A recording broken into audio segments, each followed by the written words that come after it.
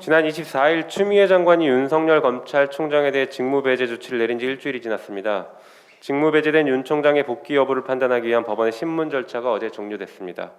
오늘은 감찰위원회의 임시회의가 소집됐고 내일은 징계위원회가 소집됩니다.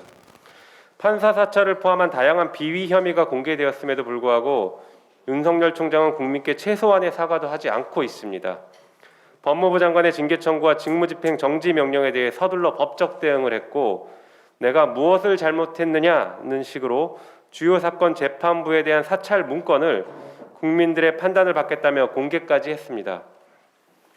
이에 동조하는 검사들은 국민의 공복인 국가공무원으로서의 자세를 내팽개치고 조직 지키기에 급급한 모습입니다. 검찰은 수사권, 기소권을 독점한 기관입니다. 그런데 검찰은 이제 판사 사찰을 통해 국정원 역할도 하겠다고 선언하는 것입니다. 위헌이고 위법한 행동입니다. 한편 판사 사찰은 빙산의 일각일 수 있습니다. 검찰이 어느 대상을 상대로 어느 규모로 사찰을 하고 있는지 현재로서는 알 수가 없습니다. 법에 따라 이런 위법 행위는 반드시 단죄하고 막아야 합니다. 한편 어제 감찰 담당 검사가 자신의 의견이 삭제되었다고 주장한 것에 대해 많은 검사들이 지지와 성원을 보내고 있다고 합니다. 그러나 공문서는 결론과 다른 의견을 따로 기재하지 않고 심지어 법원의 판결문도 이견을 기재하지 않습니다. 오히려 검사들은 과거 임은정 검사, 서지영 검사, 안미영 검사의 검찰 비리를 폭로한 진짜 내부 고발에 대해서는 침묵으로 일관해왔습니다. 지금 검사들은 조직을 지키기 위해 양심선언이니 폭로니 하는 발언을 해 실소를 금하지 않을 수 없습니다.